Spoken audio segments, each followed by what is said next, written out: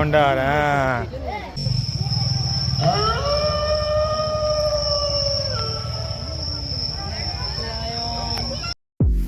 আজকের চারজনে মিলে চলে এলাম কুলপির রাসের মেলায়। এসে আমি ছোটবেলায় মেলায় যা দেখেছি, আজ আমার সেই শৈশবের দিনগুলোর কথা সত্যিই মনে পড়ল। তার পাশাপাশি আমার এটাও ভালো লাগলো যে অভি এবং জয়কেও আমি এগুলো দেখাতে পারছি।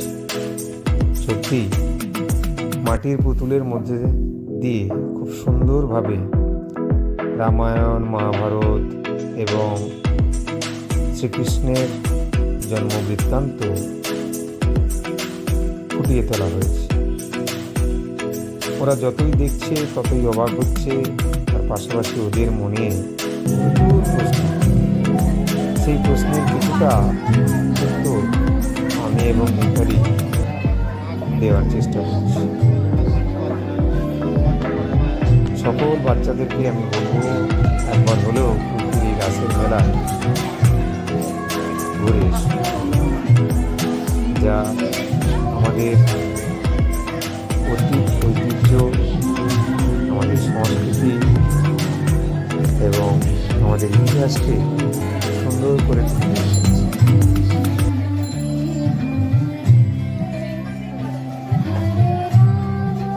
এখানে এসে আমরা দেখলাম খবরের কাগজ দিয়ে খুব সুন্দর রাধা মাধবের মূর্তি ফুটিয়ে তোলা হয়েছে। অসাধারণ শিল্পী কারুকার্য, চোখে না দেখলে সত্যি মিস করতাম।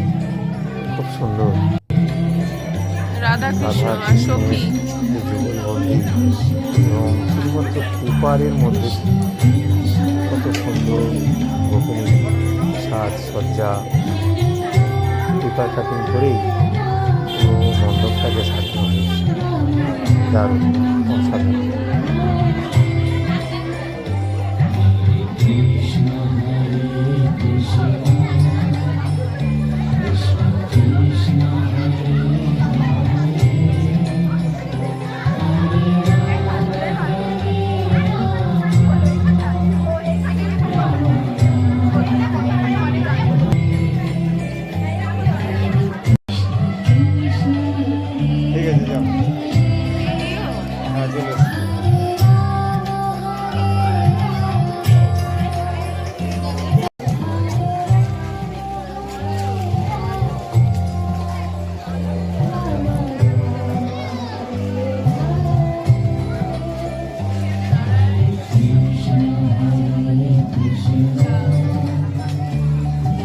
তারপর এদিকে এসো।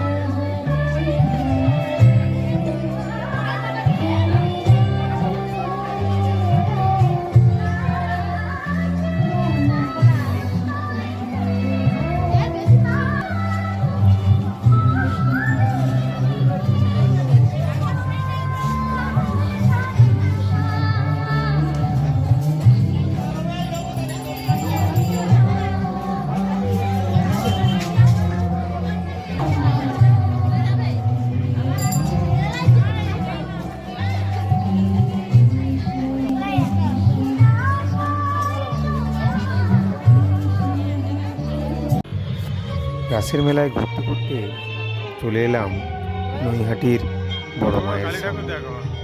মায়ের এই মৃন্ময়ী রূপ দেখে জীবন ধন্য হয়ে গেল, সত্যি মন ভরে গেল। মায়ের মূর্তিটা প্রায় 20 ফুটের কাছাকাছি হবে। নৈহাটির বড় মায়ের কথা অনেক শুনেছি, কিন্তু কোনোদিন যাইনি। আজ প্রথমবার মায়ের এই রূপ দেখে আমার মন সত্যিই খুব ভরে গেল। মায়ের পায়ে নিজেকে সমর্পণ করে দিলাম, মায়ের আশীর্বাদ নিলাম। রাসের মেলায় যদি এখনো পর্যন্ত কেউ না গিয়ে থাকো, তাহলে একবার অন্তত গিয়ে বড় মায়ের দর্শন করো, মন ভরে যাবে। আর মায়ের কাছে আমার একটাই প্রার্থনা, মা সবাইকে তুমি ভালো রেখো, সবাই তোমার সন্তান, সবার দুঃখ কষ্ট মোচন করো, এই কামনাই, এই প্রার্থনাই আমি তোমার কাছে করি।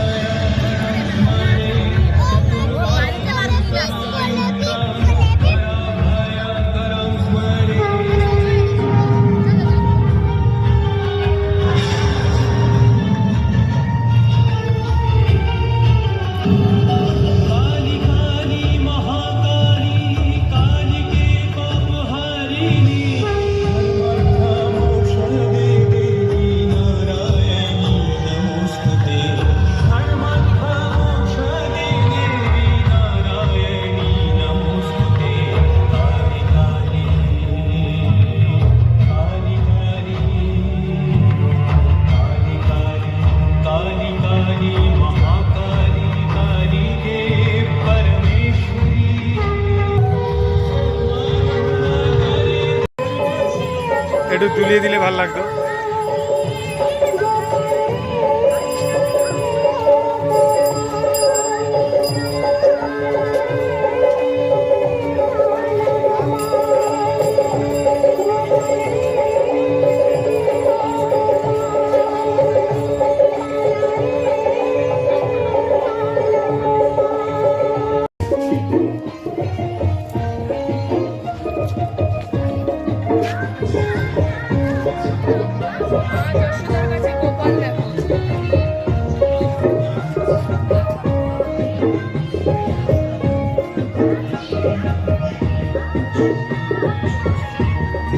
দারুণ করেছে তাই না? এটা তুলিয়ে দিলে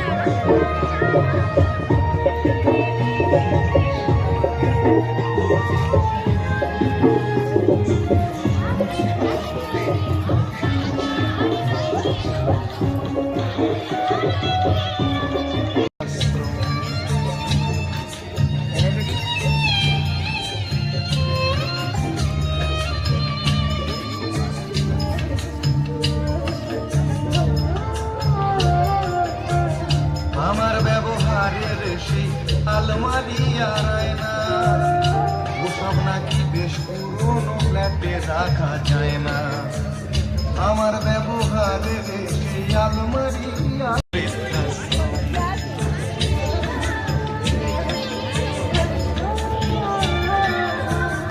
নিজে হাতে ভাত খেতে পারতো না গো খোকা, বলতাম আমি না থাকলে রে কি করবি খোকা। ভোট তুলিয়ে কাটতো খোকা আমার কথা শুনে, খোকা বোধহয় আর কাঁদে না আমি বুঝি। ছোটবেলায় স্বপ্ন দেখে উঠতো খোকা কেঁদে, দুহাত দিয়ে বুকের কাছে রেখেছি বেঁধে, দুহাত আজও খোঁজে ভুলে যায় যে একদম আমার ঠিকানা এখন বৃদ্ধাশ্রম।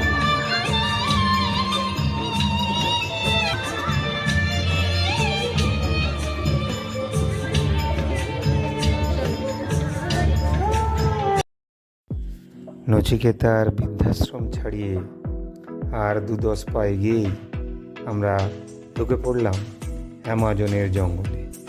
সত্যি গ্রাম বাংলার শিল্পী যেভাবে সুন্দরভাবে অ্যামাজনের জঙ্গল ফুটিয়ে তুলেছে তা বাচ্চাদের কাছে খুবই আকর্ষণীয়। চারিদিকটা ঘুরে দেখছি, খুব সুন্দর করে ফুটিয়ে তুলেছে। কত পশু পাখি, জয়ের তো মাঝে মাঝে গা ছমছম করছে, তার পাশাপাশি ভালোও লাগছে। কত রকমের জন্তু জানোয়ার এই জঙ্গলের মধ্যে জয়ের সামনাসামনি আসছে। তারা লুকোচুরি খেলছে, কেউ বা লুকিয়ে আছে, আড়াল থেকে দেখছে। বাবা, সামনে একটা বিশাল বড় অজগর একটা আস্ত বানরকে গিলে খাচ্ছে, আর শিম্পাঞ্জি তো একদম সামনে চলে এসছে জয়ের। দারুণ মজাদার, বাড়ির বাচ্চাদের খুব ভালো লাগবে।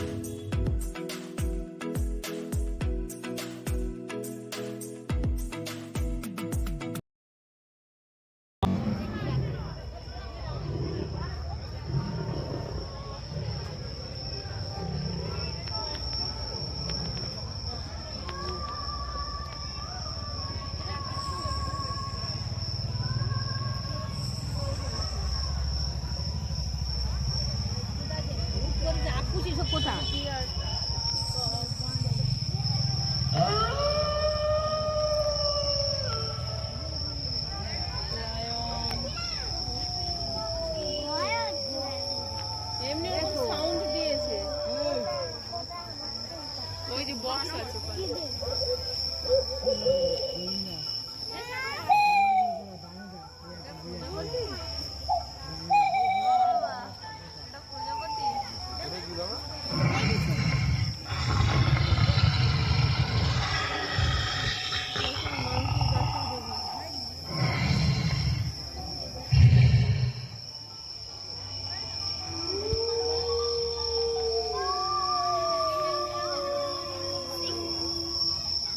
ওই দেখ,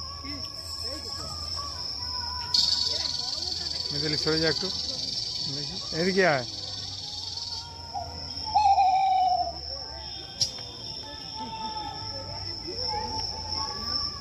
দেখো গরিলা ভর্তি গরিলা, এরা তো শিম্পাঞ্জি, অনেক ধরনের শিম্পাঞ্জি।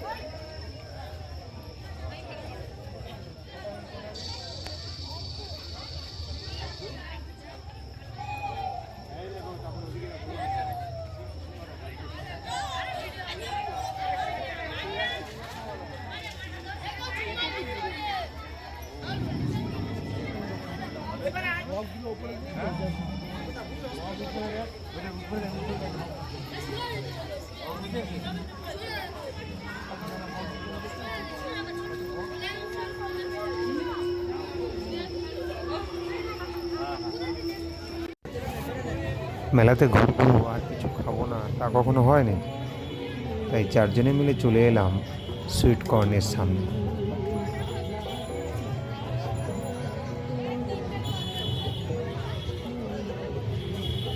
আবার নোংরা জিনিসে হাত দিচ্ছ।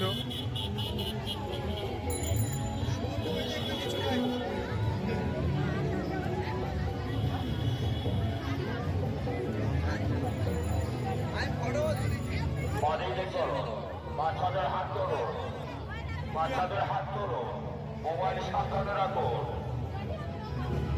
বদরমার হইতে সাবধান। আর কয়েকটা দিন, আর কয়েকটা দিন, কোন ফুলব কোন গগনের দ্বারা চলে যাবে শ্রীমতী রাধা। আর কয়েকটা দিন, তার আসেনি আসতে বলো, চলে যাবে বড় মা। দুয়ারে দুয়ারে সুদামা, কদিন পরে চলে যাবে বড় মা। কৃষ্ণ ভক্ত জনগণ, যে কদিন মেলা চলে, মেলা আমোদ কর, কেনাকাটা করুন, খাওয়া দাওয়া করুন। মাসিমা, খালি হাতে বাড়ি যাবেন না, কেনাকাটা করুন।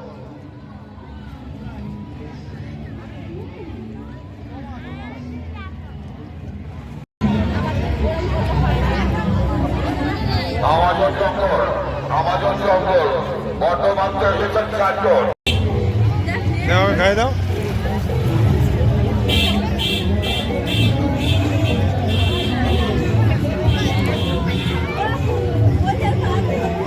রাধা বল কৃষ্ণ বল আমাজনের জঙ্গলে চলো।